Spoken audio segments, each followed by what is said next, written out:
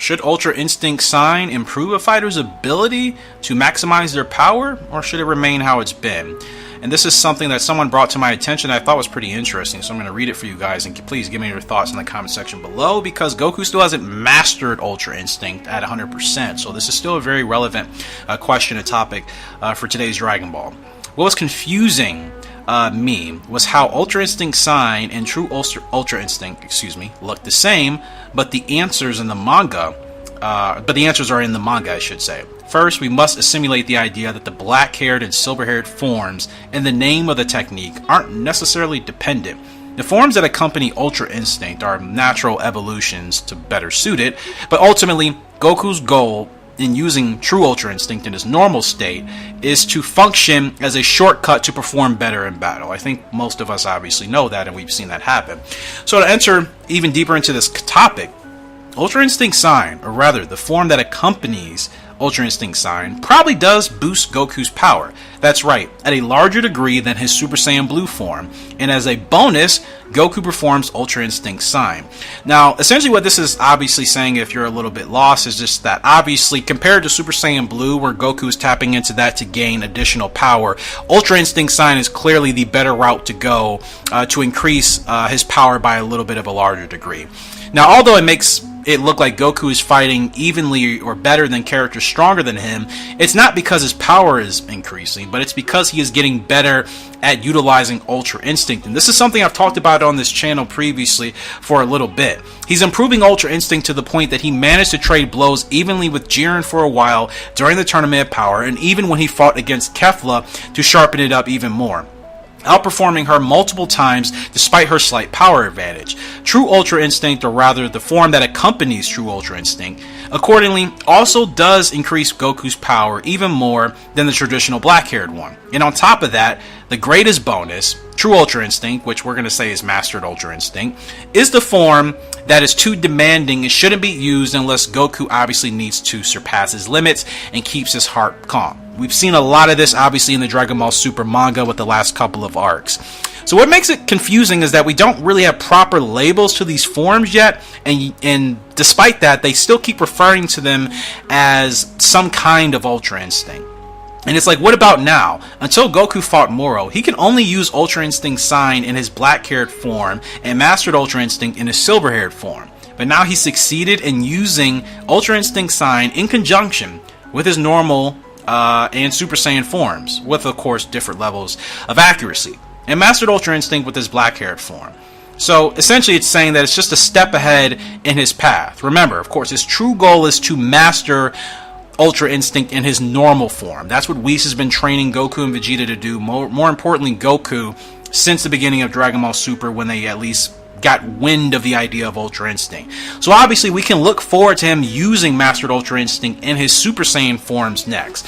Now, in case some of that went over your head because it was a little bit all over the place, it's essentially the saying that for Goku to really maximize his power, it's not necessarily through Ultra Instinct Sign, it's obviously through mastering Ultra Instinct, which, being that he's tapped into it several times in the manga now, he's clearly getting a lot closer, clearly. And to say that it's only a matter of time before he's able to somehow use that power in his Super Saiyan forms, that's going to be interesting, because that's essentially what's happened with both Goku and Vegeta as we've gotten deeper into Dragon Ball Super. Obviously, when we entered Dragon Ball Super, Super Saiyan God wasn't a thing until Battle of Gods, and Goku tapped into that through the ritual. And then obviously after Vegeta figured it out himself, they were able to start utilizing that Super Saiyan God power without being in that form, right? They were able to essentially be in Super Saiyan 1 or 2, grade 1 or 2, however you want to look at it. But even being in those forms, or I should say in those Super Saiyan grades, they technically had the power of Super Saiyan God or Super Saiyan Blue. Because comments will always pop up, right? I've seen Dragon Ball fans ask, well, how is Goku and Vegeta able to keep up with these characters, but they were only in Super Saiyan? That's the thing. They weren't just in Super Saiyan power. They were technically in Super Saiyan in form and appearance, but in power and strength, they were technically harvesting, or I should say utilizing the power of Super Saiyan God. Which, again, this his viewer is essentially saying that they haven't really done a great job of explaining that properly, because I still think there's quite a bit of confusion to that. There's plenty of discussions back and forth about the legitimacy of obviously the Super Saiyan God forms and their power, how Goku and Vegeta again are able to stay so competitive while using Super Saiyan, and a great example of that actually is the Dragon Ball Super Broly movie. I mean, until both of them turn into Super Saiyan gods, they're fighting Broly just in their Super Saiyan forms, and it's very clear based off of Broly's strength that Super Saiyan for Goku and Vegeta had become much stronger because of their new training in Dragon Ball Super compared to when they tapped into those forms back in the early DBZ days, right?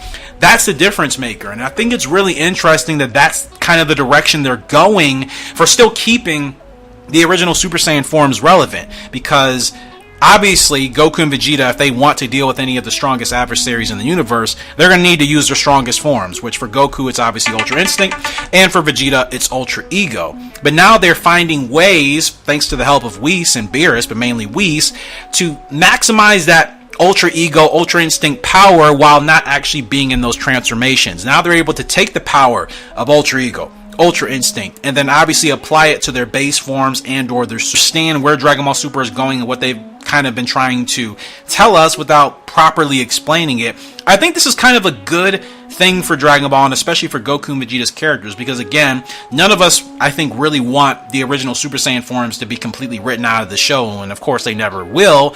But with the emergence of these new transformations and techniques, you can't help but wonder sometimes if there will be a time where we don't see Goku and Vegeta tap into Super Saiyan. And I think this is the way they're still keeping those forms relevant. You can still allow Goku and Vegeta to fight in those forms with just, I would say, newfound power, even though that's not technically what they're saying they're doing, but that's really what it is. So feel free to let me know your thoughts in the comment section below on this, whether you agree or you disagree. If you disagree, that's fine. Just let me know what you actually think is the case with Ultra Instinct Sign, which is obviously the black-haired form, and then Mastered Ultra Instinct, aka True Ultra Instinct, which is obviously the silver-haired form that we've seen quite a bit as of late. Let me know your thoughts in the comment section below. We shall take it from there. Appreciate you guys for the love and support on the channel. Again, hopefully this video wasn't too complicated. I'll definitely try to do better going forward, because again, the original comment I read was kind of all over the place, and I was just kind of like, okay, I know what this guy is saying. Let me try to explain it to the best, obviously, of my ability. Let me know your thoughts in the comment section below, and anything else you want to add in regards to this conversation. Unfortunately, that's all the time I have for you guys right now, but I will see you all later. Goodbye.